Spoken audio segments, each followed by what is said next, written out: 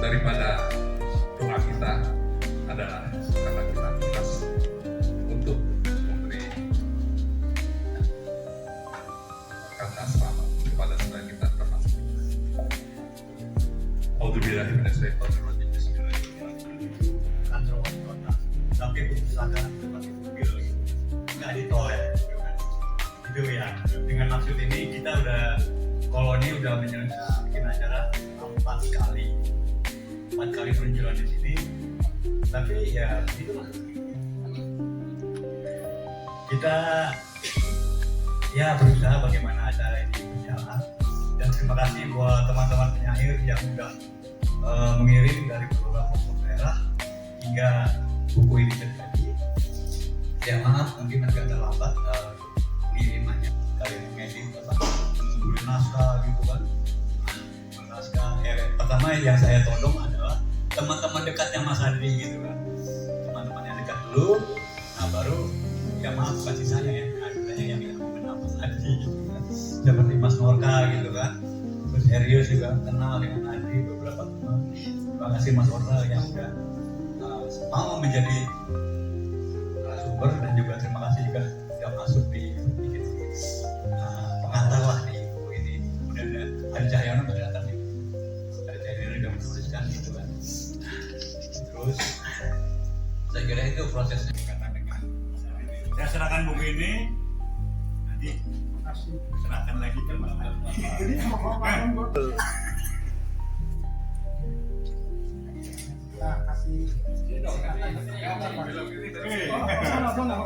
Tidak pernah akrab dengan pesta cahaya.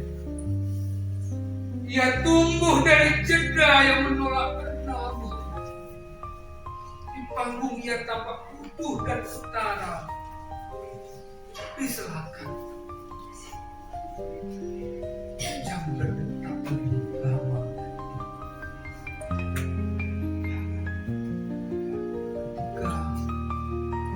Nama akhirnya terasa pantas.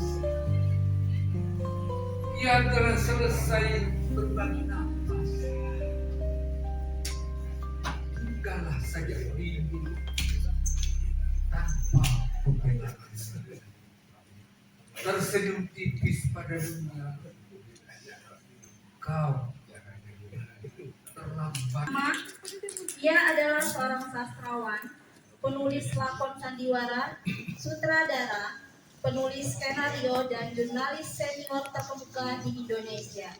Ia dikenal sebagai figur yang sangat multi talenta di dunia seni, sastra, dan media nasional.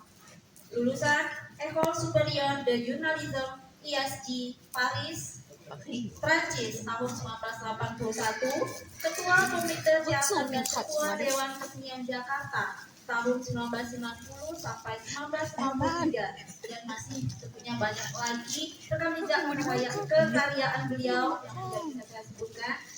Siapakah beliau? Ia adalah Bapak Nurka Marendra Masadi.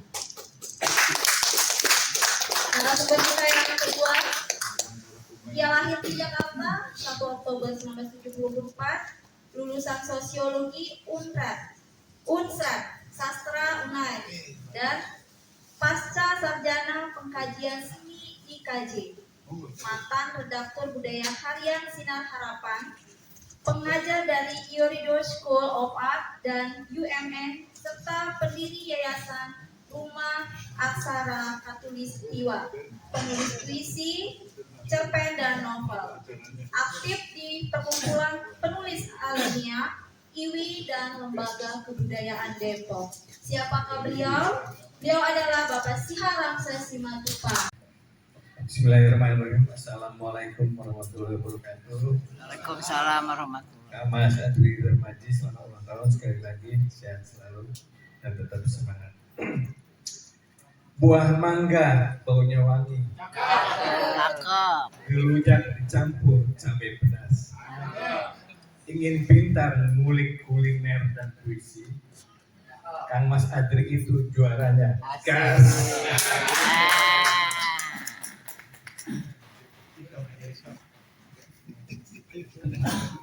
Jadi terima kasih Bu Patri sudah mengundang saya ikut di dalam kumpulan puisi tentang Adri Darmaji. Jadi sebelum saya bicara dengan Adri, saya buka dengan kita semua bikin puisi. Ini puisi untuk Adri. ADW. Yogyakarta bukan cuma tempat kebetulan. Ia memang dipilih sebagai wadah kelahiran. Bukan karena gudeg krecek pihak istimewa, tapi di antara jajanan dan lorong-lorong itu, ia menemukan kata-kata, diksi, dan metafora tentang kesederhanaan, bahasa, dan impian. Bulan Juni juga bukan sekadar pilihan. Ia menentukan tanggal 28 dan tahun 1951. Bukan karena Pahing, Ramadan, atau menjadi puisi.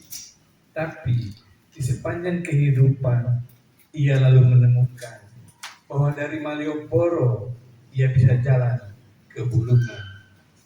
Menghadapi setiap sajak, setiap gaya, setiap nama.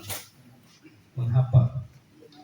Gelanggang pun bukan hanya jalan dan tantangan. Ia memetik, melahap, menyemaikan setiap kenangan. Menyeruput teh poci, menghirup aksara, mengisi jiwa. Di rumputan, di lantai, bahkan di tikar rumah sewaan. Maka di Jakarta ia membentuk, mencipta, mengabarkan tentang penyair yang taat pada ibunda dan cita-cita. Ya, ADW bukan sekadar singkatan nama. Ia adalah Adri, ia Darmaji, dan ia juga begitu woko yang menyimpan memori cetakan. Bapak tua yang meninggal dunia di pagi tadi, ini karya seorang Adri Darmaji, disampaikan oleh seorang teman yang katanya mau jadi penyakit. Ini benar-benar merenungkan. Seorang lelaki tua telah mampus di perempatan dekat traffic light. Perutnya cekung seperti kacamata yang dipakai untuk melihat bagi mereka yang ragu dekat. Seekor laut tenggelam dalam borok yang rupa-rupanya menjolok seperti perempuan seksi. Lihat cara beliau mencampur yang telah menguraikan kehidupan sastra di masa-masa yang lalu dan hari ini, dan juga Afrika yang telah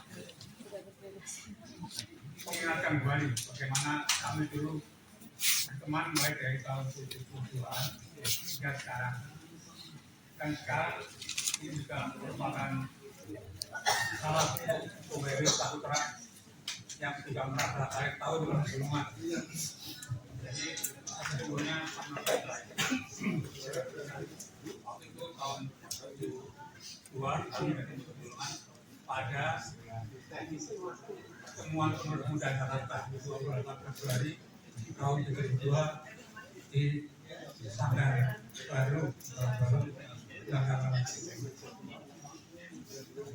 Dan sampai sekarang saya terus mengikuti kegiatan sastra terutama puisi, dan banyak teman-teman pengaruh saya mereka bertahan, dan itulah yang saya kerjakan sampai hari ini. Saya masih pokok membuat puisi, walaupun itu puisi cengeng ya, tapi sudah ya ada. Tapi saya juga punya buku puisi baru. Cuma ini cuma tidak boleh dijual tadi, jadi hanya beberapa teman aja yang mendapatkan. Termasuk Tandi ya. Saya belum dapat. Belum ada ini. Ini boneka bisa berkedip matanya, seperti lampu-lampu di jalan, lorong senyap, wajahnya tak pernah melalaikan keinginan yang selalu ingin bersuara. Selalu menapaskan usia yang tumbuh dalam tubuh yang terus berjalan pada arah sesuatu yang mengalir seperti sungai. Apakah kau pernah merasakan boneka itu telah berubah dan beranjak menjadi anak-anak lucu bermain dalam sebuah ilusi?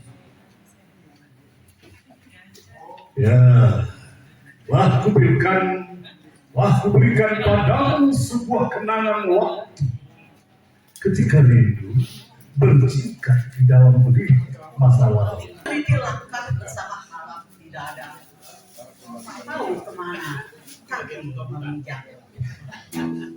Tujuan tetap sama, tidak menukik di sasaran jelajah.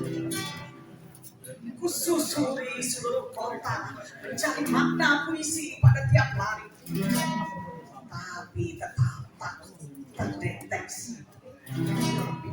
Kumaknai ragam metafora berbau fiksi makna yang kita yang muncul di balik benang. iya Adakah uang logika sama satu lagi siapa? Hah? dari panggung Oh iya ya? opini Edi Pambuano. Kita berempat.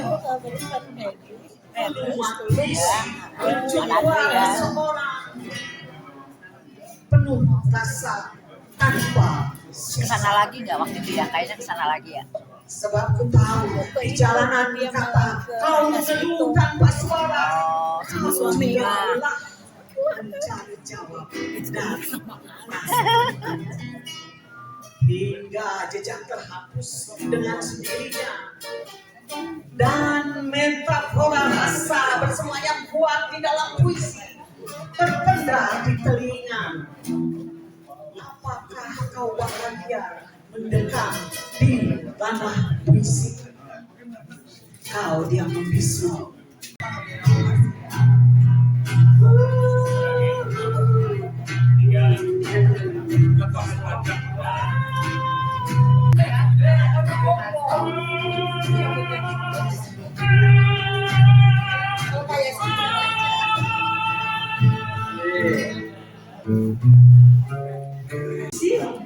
Mentatun terbentang jejak sejarah maksimal berkisah nasib rakyat yang dijajah. Baca maksafar publik Belanda gempar, politik etis diterapkan di negara